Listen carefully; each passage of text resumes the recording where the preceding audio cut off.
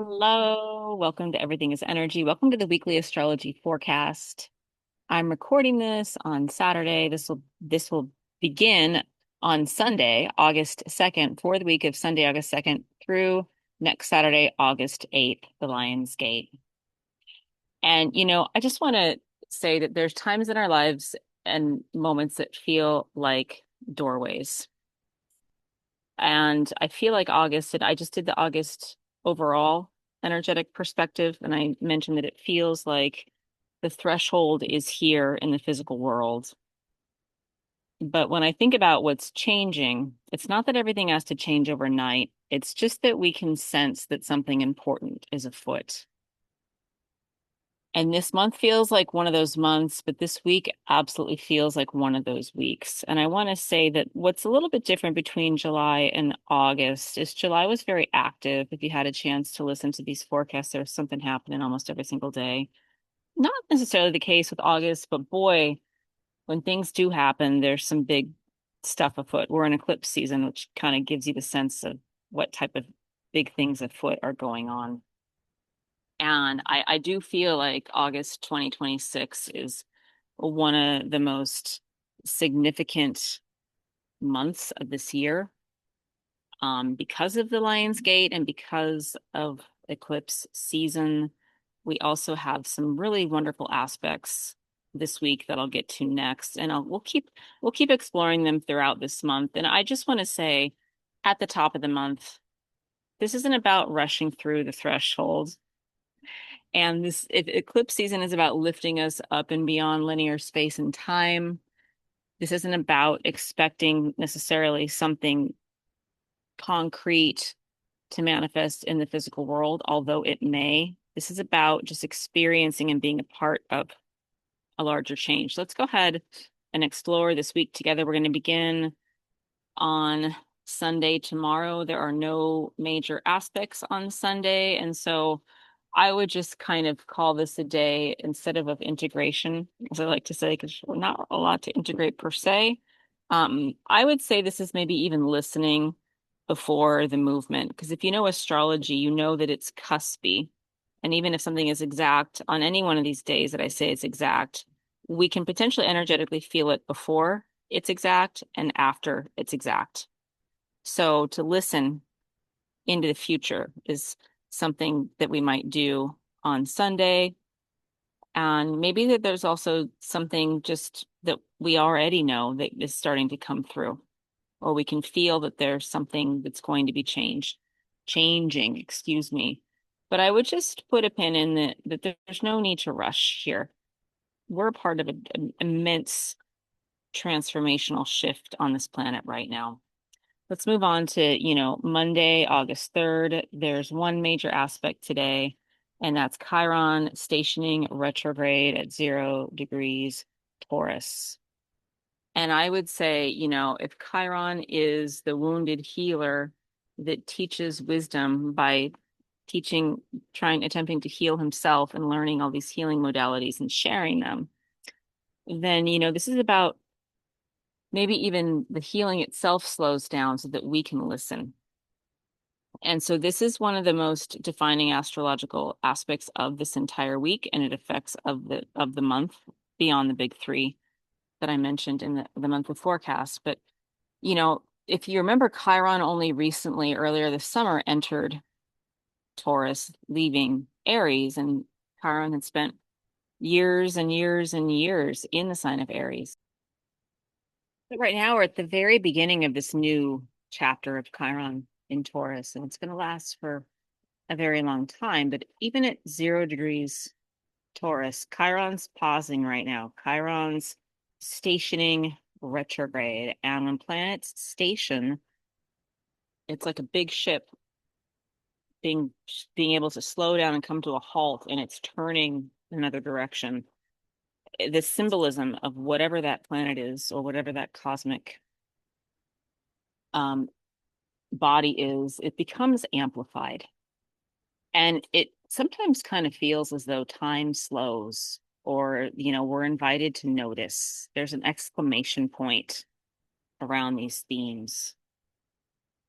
And Chiron will remain in retrograde through December this year. And it moves so slowly that even though it's only at 0 degrees, from now, July until December, it's still going to stay in Taurus. So we're not revisiting themes of Aries. We're just revisiting this threshold moment, to use the word again, of what it means to have Chiron moving into Taurus.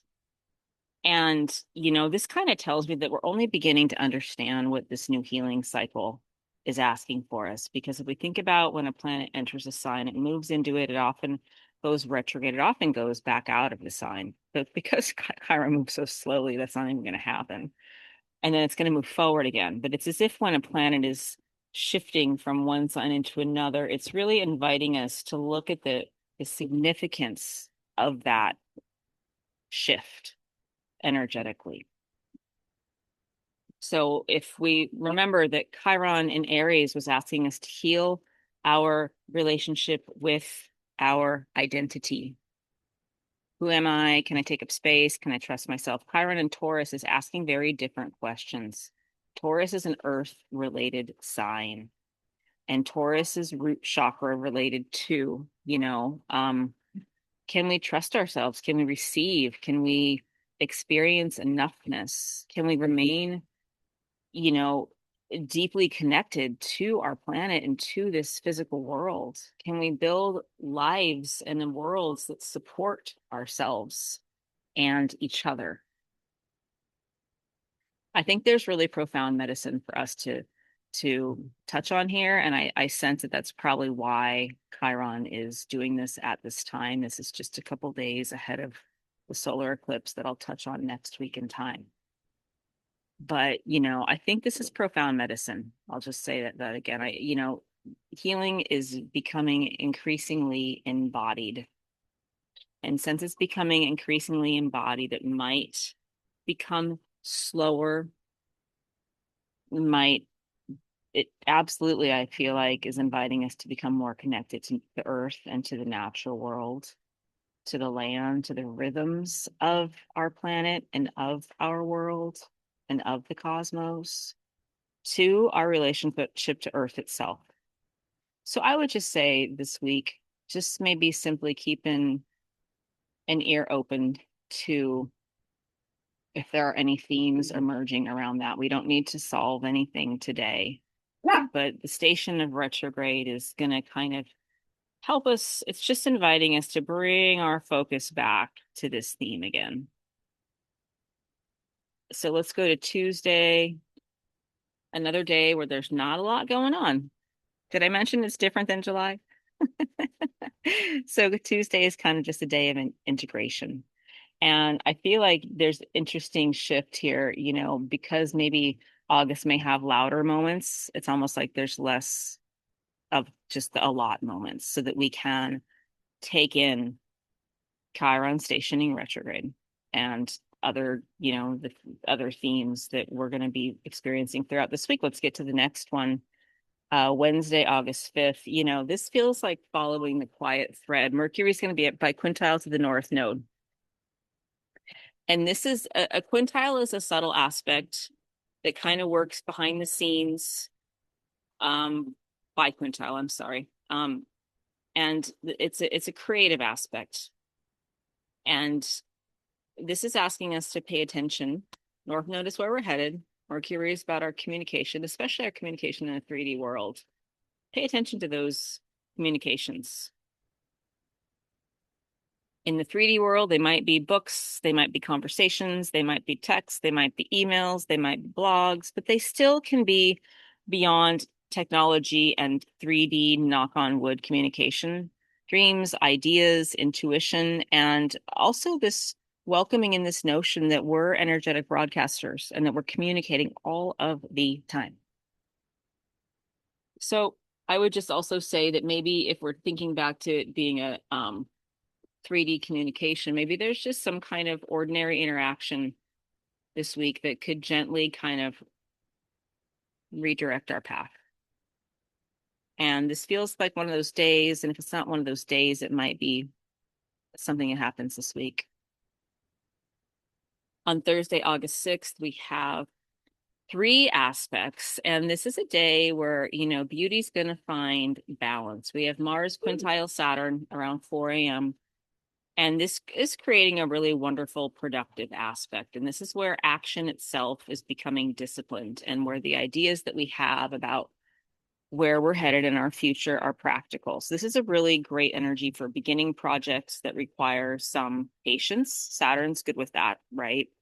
But there's this sense of confidence here. And this isn't because everything feels easy. It's because we know our place and we know where our place on our journey and we know where to direct our attention and our action. Around 1 o'clock, we have Venus quincunxing the North Node.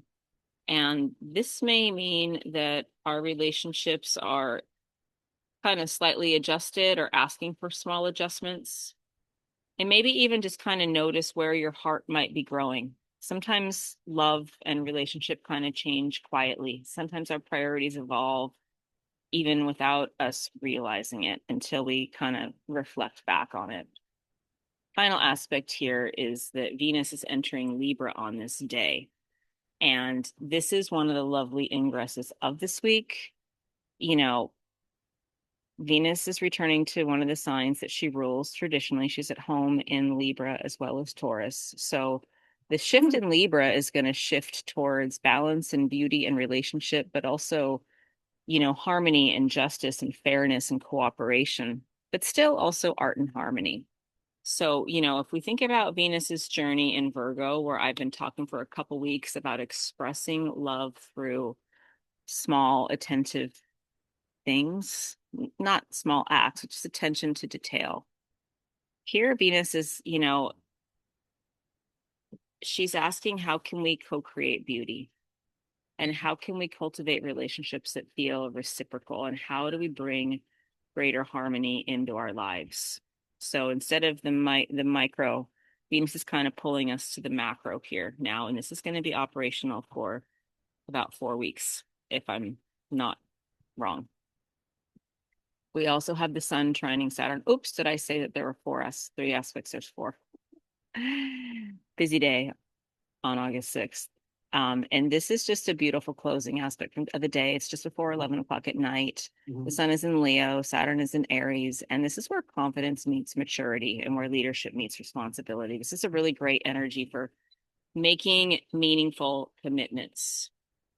Sun trining Saturn, sun in Leo, it's not about being flashy. It's about being heart-centered. It's about being authentic. It's about shining our authenticity. Let's get to Friday, August 2nd. There's just one aspect here, and that is Venus's quincunx Chiron. So, almost immediately after she's entering into Libra, she's acknowledging Chiron in Taurus, now retrograde. And this suggests that our relationships are becoming places of healing. Or maybe instead of places of healing, more like a mirror that reveals where the healing is still afoot and still unfolding. So you might notice where there's this tenderness or this kindness, these things that are squishy more than hard. We're not talking about certainty. Healing doesn't require fixing. Sometimes it's just about being present. And then on Saturday the 8th, we have one of my favorite astrology aspects of the year. I'll do a whole separate podcast on it, but just to give you a top note version, we have the Lion's Gate on August 8th. And for me, this is like a really significant, energetic day. It's often celebrated as a day of heightened creativity, heart-centered awareness, alignment spiritually. And I think of it as an opportunity for us to lift our eyes and our hearts and our third eyes to the sky and receive downloads. And I spoke in the August highlight that, to me, it almost feels like a download is an upgrade if we're thinking about my relatively mundane understanding of how computers work, but when you get a software upgrade, you're kind of rebooting the whole thing. The whole system still stays, but it gets an upgrade. And so, whether you're into the historical, I'll talk in the podcast about the historical, spiritual, and just energetic markers of this day. It's a really wonderful opportunity on this day, next Saturday, to pause and reflect. And, the Lion's Gate is associated with the sign of Leo. So the energetic of Leo is afoot. But, you know, I guess I want to also say that I will be on this day hosting a free live gathering in celebration of the Lionsgate in anticipation of the solar eclipse that happens next week. And I will be teaching us about how we can look at our own birth charts and see what the eclipse has in store for us potentially. And I'm also going to be introducing a an herb for this cycle, for this eclipse cycle. We're going to be working with rose as incense as well as tea. So if you're not on my email list, I'll put a link in the notes here for you to be able to join my email list because that's how you're going to get the free invite. Let's also say on the 8th, we have two more smaller aspects, and those are Mars by quintile Pluto and Mercury semi-sextile Mars. Those both happen around 5 a.m. Mars by quintile Pluto, this is about creative, you know, aspects with focus strength. And, if anything, Pluto is inviting Mars to act with the bigger picture in mind. And so that means not being reactive. It's about being thoughtful and purposeful and guided by a higher kind of wisdom. And then Mercury and Mars, semi-sextile, this is about the mind and the action. They're going to be seeking alignment. So there might be some thoughtful communication that creates more movement instead of just rushing ahead. And so if I think about some of the themes here, there's definitely a theme of not rushing. And I think I've mentioned that theme before. And I think it's a human tendency for us to want to figure this. We can all tell we're not uncomfortable, but we can tell that there's something shifting. And, you kind of just want it to settle. Don't do that. I mean, definitely want it to settle, but like this energy of like trying to put the lid on it, like don't do that. Instead, like be in the moment. And I think that's kind of what the astrology is just gently helping us to be like there's some moments of pause and inspiration and balms for our soul and really to and when we're not rushing, then we're out of our head and we're definitely more in our heart and we're definitely more in the flow of the energy around us. So that is definitely one of the more uh palpable energies of this week. I hope that you have a blessed week. I look forward to seeing you at the Lionsgate gathering, and I will be putting up the Lionsgate podcast here in the new future. And also check out the August forecast. All right, guys. Bright blessings. Tons of love.